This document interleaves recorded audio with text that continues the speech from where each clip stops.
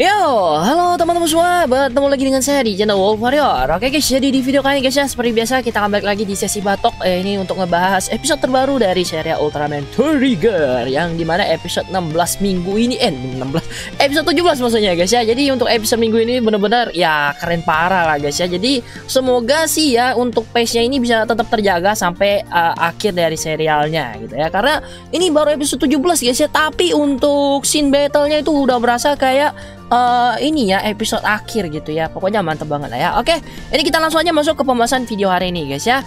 Yang pertama di sini kita akan bahas sedikit soal si kaiju yang muncul di episode kali ini ya. Sebenarnya sih di episode kemarin udah muncul gitu ya. Cuma aksinya itu lebih ditonjolin lagi di episode kali ini ya, yaitu si Metsu Orochi. Jadi walaupun kaiju ini guys ya itu adalah kaiju hasil repaint dari ini ya Maga Orochi yang muncul pertama kali di seri Ultraman Orb, tapi di sini dari segi originnya terus kemampuan itu diganti jadi lebih keren gitu ya. Yang pertama itu pasti kemampuan dia itu yang buat nyiptain perisai yang inilah ya bisa tahan berbagai macam serangan gitu ya.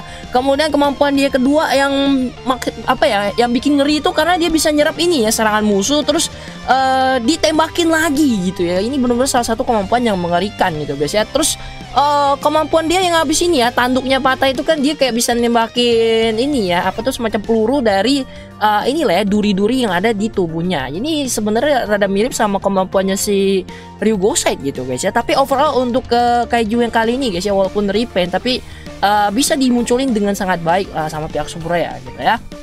Oke, kita lanjut guys ya. Jadi salah satu kemampuan yang tadi sempat kita bahas yaitu kemampuan ngeluarin perisainya ya. Jadi kita skip. Nah, lanjut guys ya. Di episode kali ini dimulailah guys ya rencana dari para anggota God Select untuk menghadapi si Metsu Orochi-nya gitu guys ya. Nah, di episode kali ini juga kita bisa ngeliat lah ya apa sisi kepemimpinan dari si Kapten Tatsumi yang itu benar-benar ditonjolin dengan sangat keren gitu guys ya. Kemudian kita lanjut ke bagian si Yuna juga. Dari episode kemarin guys ya, si Yuna ini masih kepikiran soal takdir dia sebagai ini ya penerus dari Yuzare ya, karena dia udah ngelihat Yuzare itu kan meninggal gitu ya. Jadi dia mungkin takut kalau takdirnya itu bakal sama. Tapi di sini ya dia itu berhasil dibikin ceria lagi sama si Kengo dan anggota God Select lainnya gitu guys ya. Kita berharap saja semoga si Yuna ini bisa lebih cepet lah gitu guys ya buat menerima ini takdir dia sebagai penerus Yuzare dan bisa menggunakan kemampuan dari Yuzare itu dengan sempurna gitu lah ya. Oke, lanjut lagi. Nah, di episode kali ini guys ya, ini kita dikasih lihat sedikit ya flashback dari si Ignis ya, dimana ini kita dikasih lihat lah ya beberapa orang yang mungkin teman-teman dari Ignis yang mereka ini kasihannya itu sudah dibantai sama si Hyudram ketika Hyudram itu bangkit kembali gitu guys ya. Nah, kenapa alasannya si Ignis pengen balas dendam ya, karena ya kita tahu sendiri lah ya guys ya, rasanya si Ignis itu pasti menyakitkan banget lah ya. Itu apa namanya teman-teman dia, keluarga dia semuanya dibantai di depan mata dia dan dia itu nggak bisa berbuat apa-apa, cuma disisain satu-satunya dari ras dia sendiri gitu guys ya. Cuma yang agak kasihan juga dari Ignis ini adalah dia setelah dapetin kekuatannya Trigger Dark ya, yang awalnya itu untuk balas dendam, tapi sampai sekarang dia tuh ternyata masih belum bisa mengendalikan kekuatannya. Otomatis ya dia dikendalin sama sisi bos dari si Trigger Dark ya gitu guys ya. Oke, kita lanjut lagi. Nah, untuk episode kali ini guys ya, kita dikasih lihat lagi kalau ternyata anggota ini ya pasukan TPU yang lain itu dimunculin di sini. Tapi memang agak disayangkan ya. Sekali lagi kita bilang disayangkan karena di sini mereka itu perannya itu sedikit banget gitu guys ya. Dimunculin di sini kemudian abis terkena serangannya si Metsu Orochi kayak di swipe gitu aja hilang gitu ya, gak tahu mereka ini kemana gitu guys ya. Ya tipikal film-film Ultraman ya beginilah guys ya. Yang lebih ditonjolin itu tentunya ya para anggota utama dari pasukan God Select ya. Kalau anggota yang krocok-krocok kayak gini ya paling dia munculin sebentar gitu ya, biar kelihatan oh ini anggota kita ada loh, bukan berarti anggotanya cuma segitu gitu ya. Tapi ya lumayan lah guys ya. Jadi di sini kita ngelihatnya mereka itu ada nunjukin lah kalau anggota mereka itu nggak cuma 7 orang aja, tapi masih ada anggota-anggota lainnya. Itu juga udah ditunjukin di episode sebelum-sebelumnya gitu ya. Tapi di episode kali itu berasa banget lah ya kalau mereka ini punya pasukan yang cukup banyak gitu ya.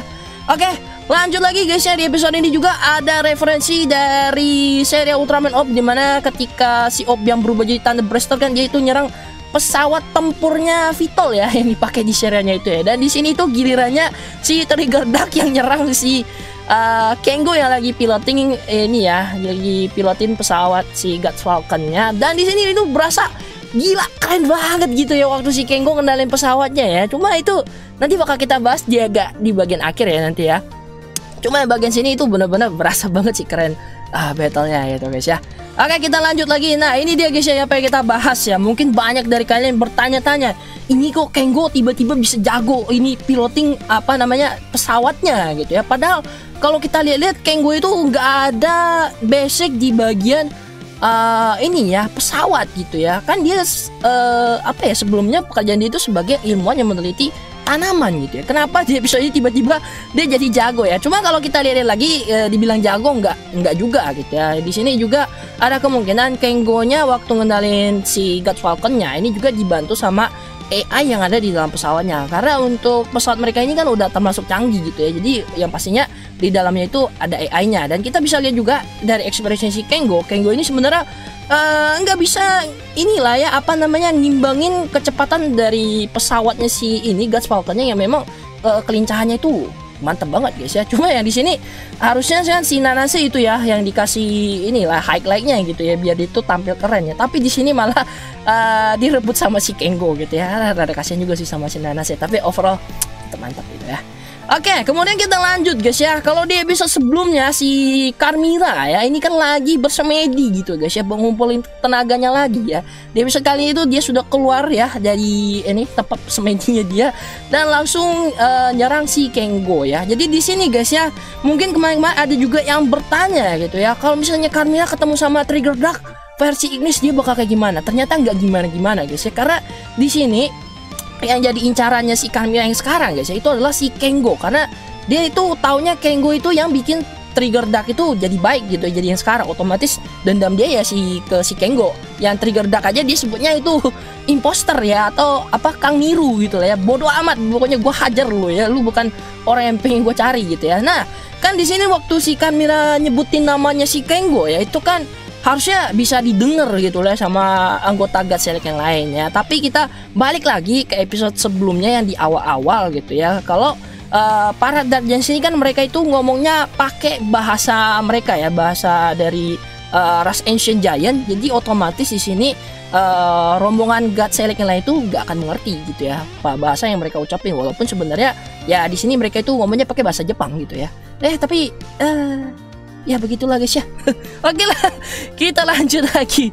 Nah untuk episode kali ini guys ya, walaupun Trigger Dark masih bertarung dengan buas ya dan tidak terkendali ya, ini belum tahu di episode mendatang bakal udah bisa dikendali atau belum gitu ya. Karena masih sayang banget ngeliat si Trigger Dark yang di sini ngamuk.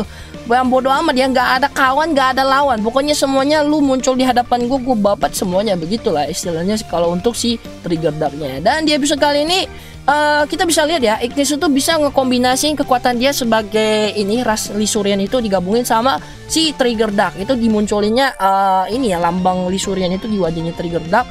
Kemudian power up-nya ini gila-gilaan ya, bener-bener seru banget sih ngeliat power up-nya si Trigger Dark ini. Mana di awal tuh make lightning type ya, itu buat ningkatin power up yang pertama. Kemudian waktu dia masukin ini hyper ki yang ini ya Zygote ya ke share ke Oms itu gila, ini bener-bener power up-nya keren ya. Walaupun ya awal akhirnya dia itu tetap kalah ini adu serangan sama si Carmilla, tapi di akhirnya dia masih oke lah ya, karena bisa ngasih sedikit luka ke si Carmillanya gitu ya, walaupun dia langsung kalah juga sih.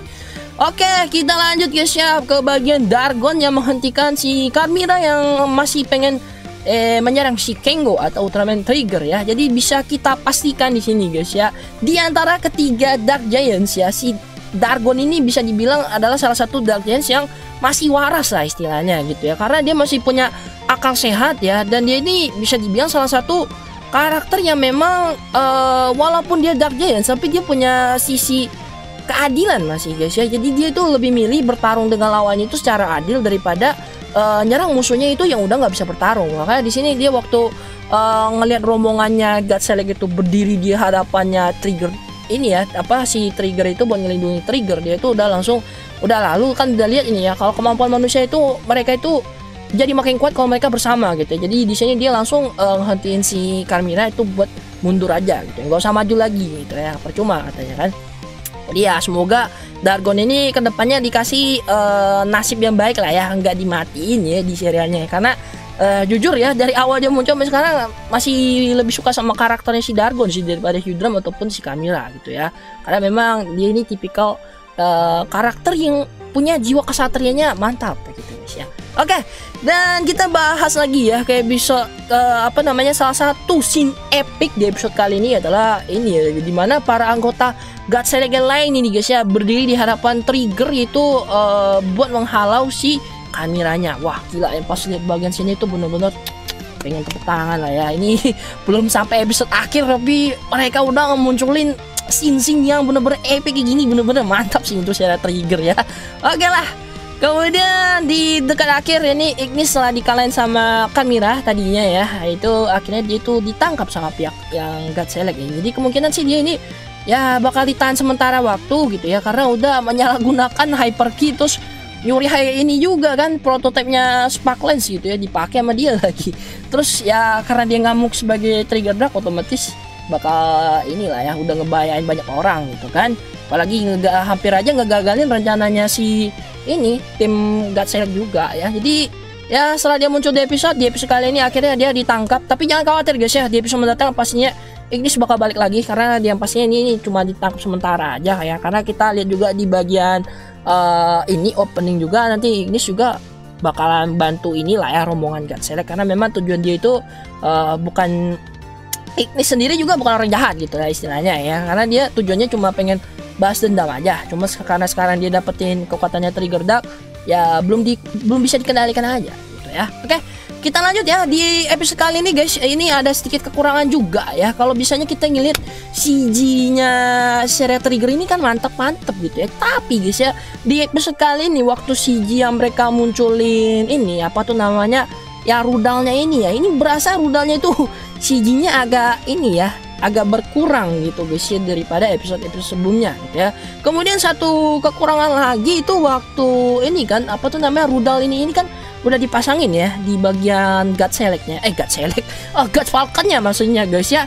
Itu ada beberapa bagian itu kayak apa ya, rudalnya ini kayak nggak kelihatan gitu ya. Tiba-tiba waktu yang Kengo udah pakai pesawatnya itu mau nyerang si Metsu Orochi, tiba-tiba rudalnya ini muncul. Kalau kita lihat rudalnya ini kan ukurannya cukup gede gitu ya, sedangkan God Falcon sendiri ukurannya sebenarnya nggak terlalu gede-gede amat gitu ya.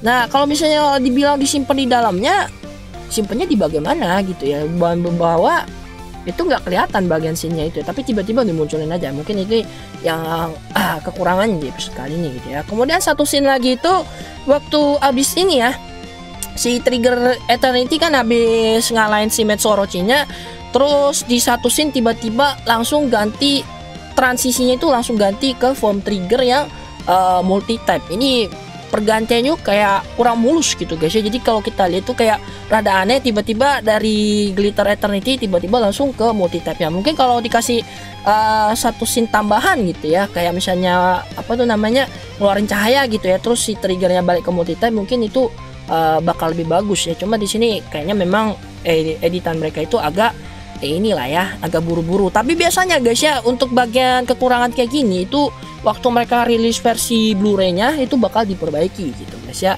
Jadi ya memang kadang beli versi Blu-ray itu ya itulah guys ya keuntungannya ya.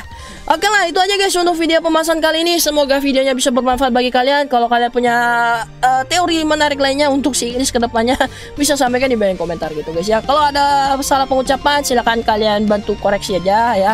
Ada kesalahan juga silahkan kasih kritik dan saran. Kita ketemu lagi di video pembahasan selanjutnya. Akhir kata, salam Tokusatsu Indonesia. Adieu.